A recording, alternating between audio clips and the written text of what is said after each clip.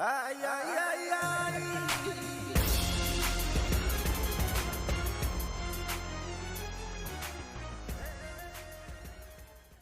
Hello guys, this is Kubase back again with another video, and this time we're doing another Blaze review. Now, the volume that I'll be talking about for this Blaze review video is Daylight Volume 2 Puppet Yoshino by, of course, Koshi Tachibana, Sunako, and the Empress. Now that I'm caught up with the releases with the Day Live titles, basically I'll try to post the review videos 1 to 2 weeks after the volume has come out, because I usually buy my volumes physically and it takes like 1 to 2 weeks. So yeah, now with ordinary base reviews, or to be honest, in general completed series, I always talk about the story, characters, the art.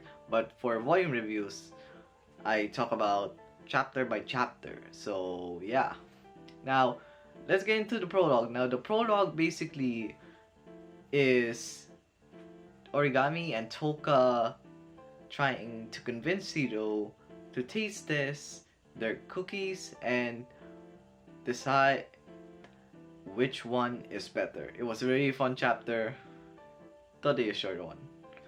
Yeah, I really have fun with this chapter due to the dynamics between Toka and Origami, and how it evolves from there. Now volume 1 is where Shido meets Yoshino for the first time during a rain, or to be honest, an unexpected rain. And after that, Kotori basically wants Shido to man up and basically increases his resistance towards girls, because we all know that he's gonna meet more spirits and he needs to not get flustered just by even talking to a girl. And we all know the next volume will be having the worst spirit. Can't wait for that. And yeah, now Toka lives in Shido's home, and basically Kotori is basically trying to do some experiments, from convincing Shido to go to a bath where Toka is in. And yeah, this naked color illustration, man. Sunako, you're really fine for this. Two, basically Shido squeezing Toka's breast when he wakes up. And yeah. It was really funny. Well, this day life, after all, it really handles its comedy very well. Now with volume 2, this basically shows how evacuation of Spacequake works, and Toka's worries about Shido, because we all know she loves him, and this is where we meet Yoshino for the first time, and of course that Toka escapes, because we all know she was very worried of Shido at that moment. And after that, Yoshino basically falls down, basically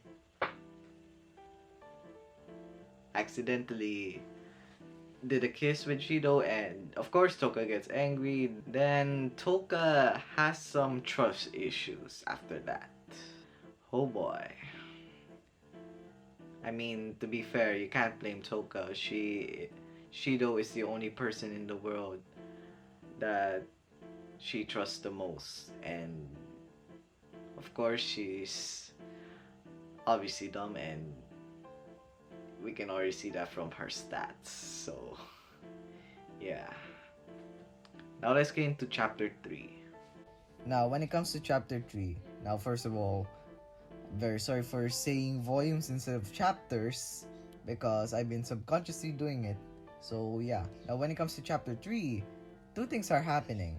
One is Shido trying to help Yoshino find Yoshinon, the puppet, and Rine talking to Toka about Shido.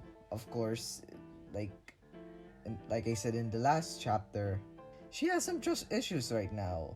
Now I'll go with the latter first. Toka is in a very unstable mental state because, her feeling is like being betrayed by the one that she trusts the most. Now, it's perfectly described. Although she pouted like a child, throwing a tantrum, Toka didn't think badly of Shido, and she didn't hate this girl Shido had met with. She had simply been faced with an unfamiliar fear and uneasiness, and she hadn't been able to get past the irritation she felt about this situation. That's basically how the book describes Toka's mental state. Of course, Rene trying to help her.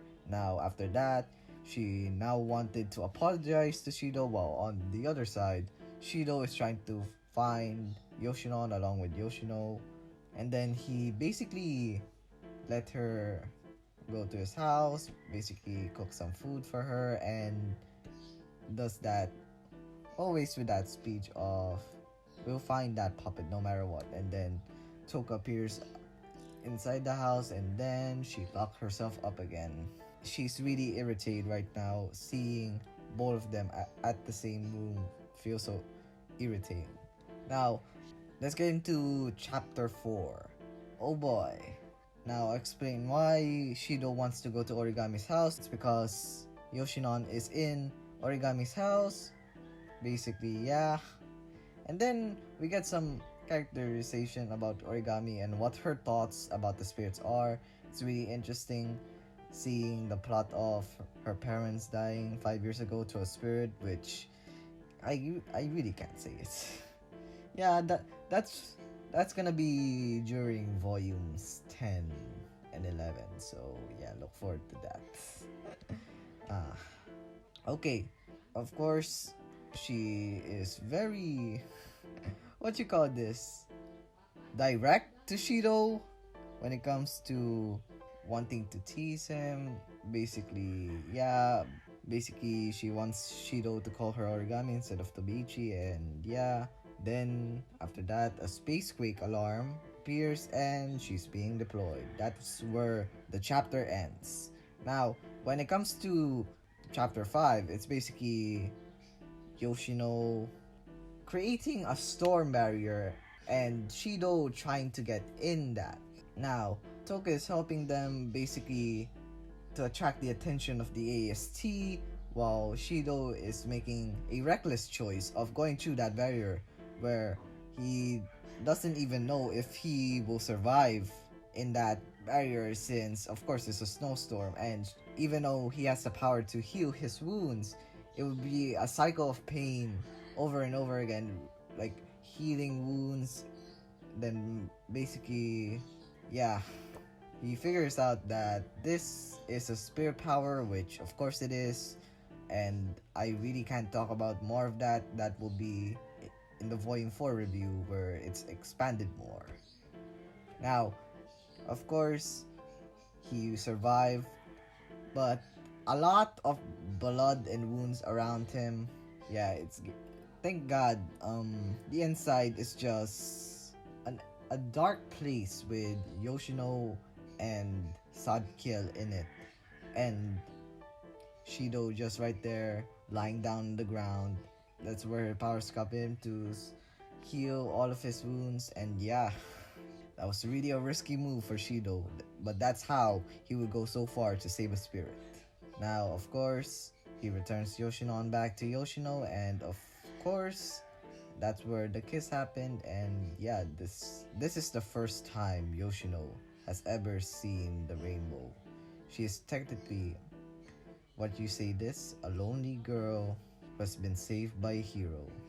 Now, two things happen in the epilogue. It's basically Ratasker made a new building, basically next to Shido's home, if I remember correctly, and that's where the spirits live together. Later on, most spirits live in that house, but the others live in their own houses, but most of them are literally in that apartment building. And yeah, that's the first half of the epilogue, and the second half is basically where Mana is introduced, and she basically say that when she saw Shido, she called her brother, which is the foreshadowing, the fucking foreshadowing in this shit. Damn. Yeah, it's really good, which I would rate it overall an 8.5 out of 10. It's a really good volume. There's a lot of characterization with Toka, Origami, Kotori, and Yoshino, especially Shiro, of course. I can't forget about him. And yeah, I really enjoyed reading it. So yeah, I guess it's back at the end of the video. I guess you sign subscribe, hit that notification bell so when we send my videos. Share it with a friend and watch these videos next right there. So yeah, like I said, 8.5 out of 10. I can't wait to see the next volume where they have literally everyone's best girl, Kurumi Tokisaki. I can't wait to meet her again. So yeah, bye.